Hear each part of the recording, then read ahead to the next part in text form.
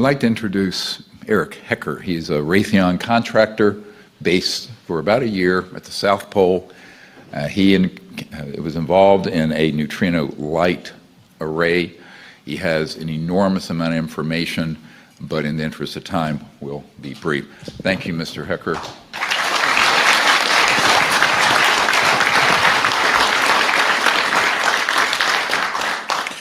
Hello, everybody.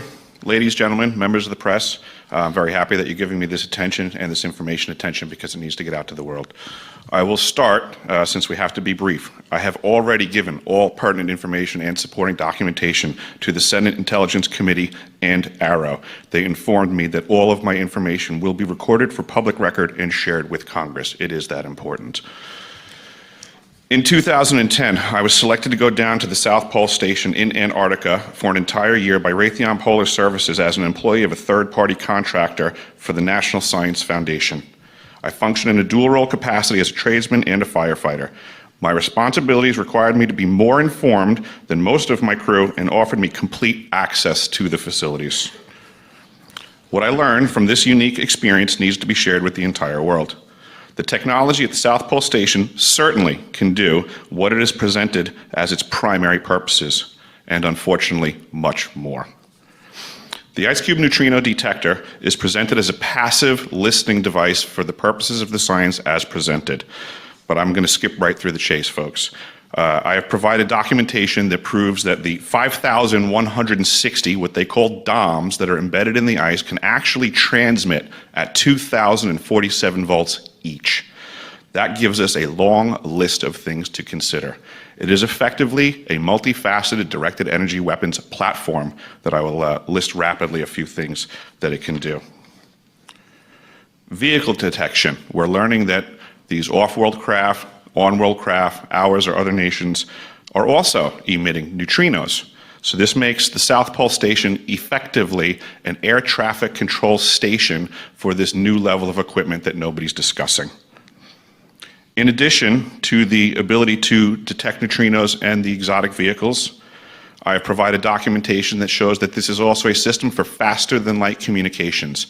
In the past, Gary McKinnon has hacked NASA, found the off-world fleet, the list of captains, and it's apparent that if we have faster-than-light vehicles moving throughout this system, we're going to need faster-than-light communications. This is that facility. Unfortunately, I have other bad news. The season that I was there, 2010 to 2011, we converted from construction to operations and maintenance in both the elevated station and the detector array. Unfortunately, when they first fired it up, that was when we had the earthquakes in Christchurch, New Zealand. There was 2 incidental shots before they were able to target it correctly. This is an earthquake generating device as well. This is the weapons of war that we have to deal with now and what Raytheon's hiding. There's an ELF system at the South Pole Station that when I arrived, I was told it was off, dismantled, and completely defunct. In my work, I will rapidly just tell you, I had to figure out the circuitry for certain other repairs, and I found that this system is in fact completely energized, up and running, and being utilized with the other systems for nefarious purposes as well. The Atmospheric Research Observatory is in what we call the clean air sector. I witnessed myself a very powerful green laser shooting out of the top of this facility into the cosmos. This, I believe, is a secondary form of long-range communications and or a defense system. I am not saying that we need to be scared of anything that's out there, but please understand the military-industrial complex is happy to invest all of your money in alleviating their fears. A question of power comes into play for all of these facilities that are present. I assure you, I knew what was going on, I knew the load demands of the facility, and all of these new items exceed the demand for the systems that I was presented.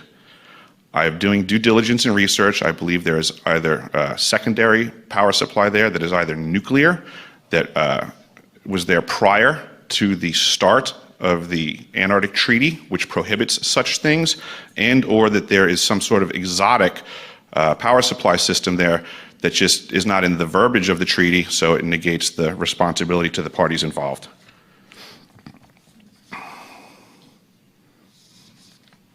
I think that pretty much covers it for time. If anybody wants to find out more, I have a website where all this information is at. For brevity, I'll wrap it up, but you can go to deciphering.tv. I've documented all of this stuff, and information is available. Awesome. Thank you.